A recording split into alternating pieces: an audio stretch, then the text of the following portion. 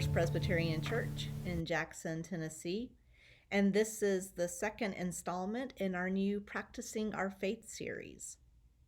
So we'll be posting these videos on Fridays, and they'll have suggestions of ways that we can practice our faith through different spiritual disciplines in order to grow in our faith and grow in our relationship with God.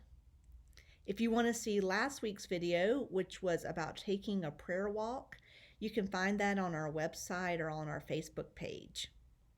But today, we're going to be talking about practicing gratitude. So you've probably heard the phrase that it's not happy people who are grateful, but it's grateful people who are happy. And I think there's something to that. You know, the more we practice gratitude, it just helps to change our mindset, helps to change our outlook and perspective, away from one that, where we see the world through a lens of scarcity or inadequacy, and instead helps us to view the world through a lens of abundance. We're able to remember the ways that we're blessed. And so when we face those times of sadness or crisis, we're just fortified and we have some reserves to pull from.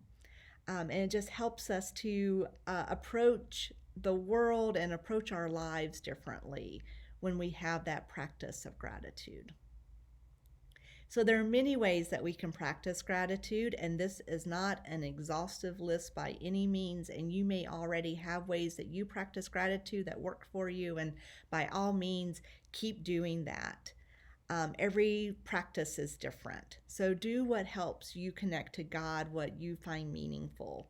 But these are just some suggestions that might be helpful. So the first way I'm going to talk about is one that I have a lot of trouble with, that it doesn't come very naturally to me, but you might find it helpful. I actually heard Oprah say this once before, and I think it's just a beautiful idea. But she said that the first thing she does every morning when she wakes up, before she even opens her eyes, is just to say, thank you. Thank you for this new day full of its opportunities and blessings, this day that will never come again. Thank you for that. And that helps her to just frame the day and to be centered during the day. And I think that's a beautiful, beautiful idea. I have trouble with it because I'm not a morning person, and I'm not very present when I first wake up. And in fact, the way that I normally wake up is by hearing my 18-month-old, cry out before the sun is even out.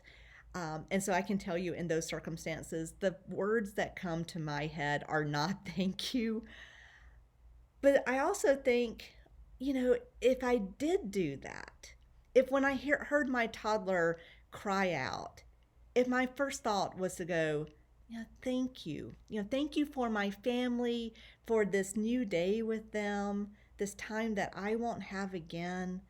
I mean, I think that would change my outlook and the way that I went through the rest of the day. It would help me reframe the day. So, if you're able to do that, by all means, I think it could really help grow in our relationship to God. And so, go for it. But you might find that, like me, if you're not a morning person, some of these other practices are helpful. Another way of practicing gratitude might be one where we practice with our family or with our friends. So you may find that when you're with your family at a time that you're all gathered, maybe that's around the dinner table or in the evening, just whenever you normally gather, that, you just go around and each person says one thing they're grateful for from that day. I really like doing this with my own kids, hearing what they're grateful for.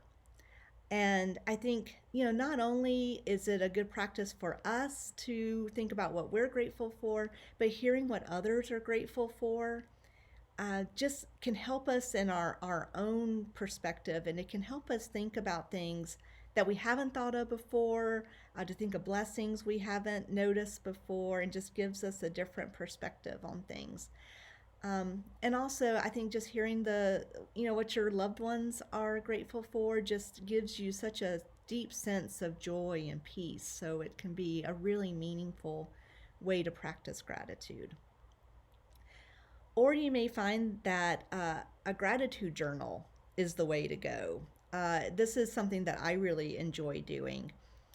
Um, so if you don't keep a gratitude journal already, I know it's a pretty common practice, so you might already be doing it. But if you don't, the idea is just to write down, 2 or 3 things every day that you're grateful for, and they can just be small blessings. It doesn't have to be something life changing.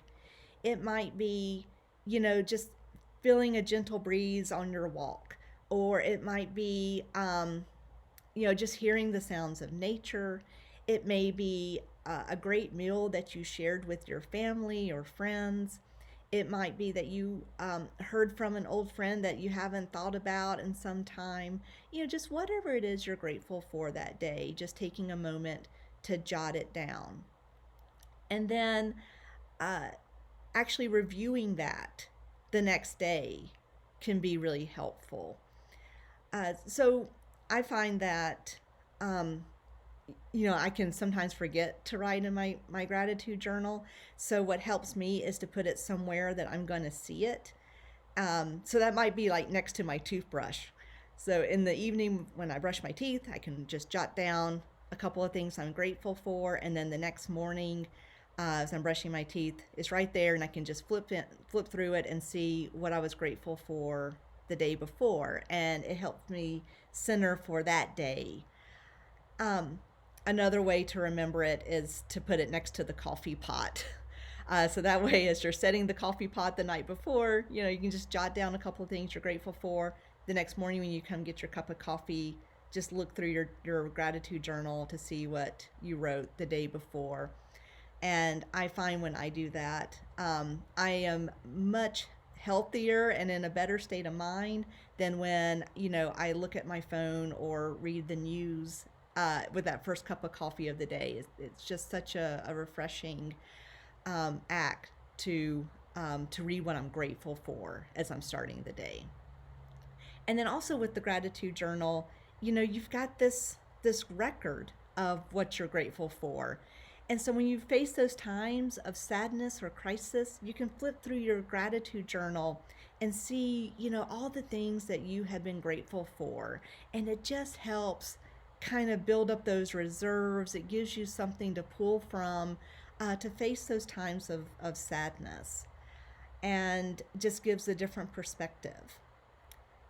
So those are some ways that I think of for practicing gratitude. You may have other ways. I'd love to hear those actually. So, feel free to email me or write in the comments the ways that you practice gratitude.